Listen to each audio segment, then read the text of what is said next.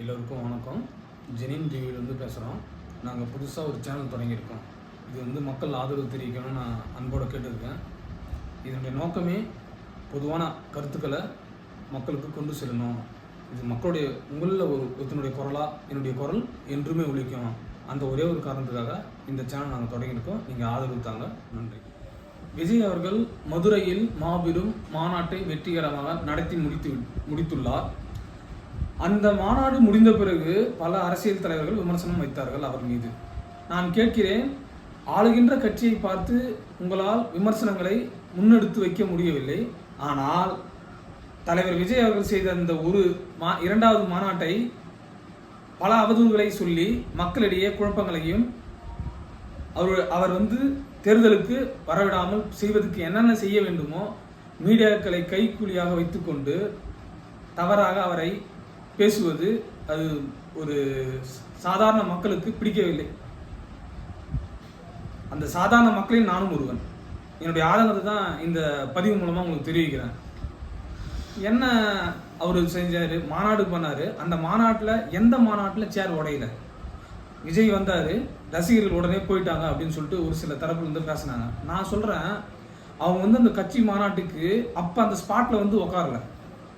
மாநாடு நாளை என்றால் ஒரு நாளுக்கு முன்பாகவே அனைவரும் இரவிலிருந்து அந்த மறுநாள் சாயங்காலம் வரைக்கும் மக்கள் வந்து கொண்டே இருந்தார்கள். நைட்டில் வரவங்களுக்கு குளிராக இருக்கும், பகலில் வந்தவனுக்கு வெயில் தாங்க முடியாமல், அந்த வெயில் தாக்கம் தாங்க முடியாமல் மயக்கம் ஏற்படும். ஸோ அவரை பார்க்கணுன்ற ஒரு ஆர்வத்தோடு வந்தாங்க, பார்த்தாங்க, கிளம்பிட்டாங்க. இதை வச்சு சில பேர் என்ன சொல்கிறாங்க, ரசிகர் கூட்டம் தான் அவருக்கு வந்தது.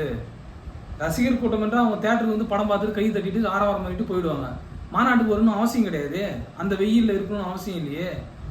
அவர் மேலே வச்சிருக்க அன்பு பாசம், அவர் அடுத்த தலைவராக வருவாருன்ற மக்கள் மனசில் அவர் இடம் பிடிச்சிட்டாரு.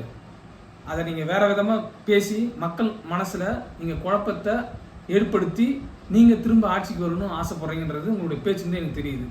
இவரை ஒரு பொருட்டாக நீங்கள் நினைக்காத பட்சத்தில் இவரை பற்றி நீங்கள் விமர்சனம் பண்ணியிருக்கக்கூடாது. இவர் ஒரு பொருட்டான ஆள் கிடையாதுல்ல, தற்குறிதுன்னு சொல்கிறீங்கல்ல, இவர் ஒன்றுமே தெரியாது, அனுபவம் இல்லை அப்படின்னு தானே சொல்கிறீங்க.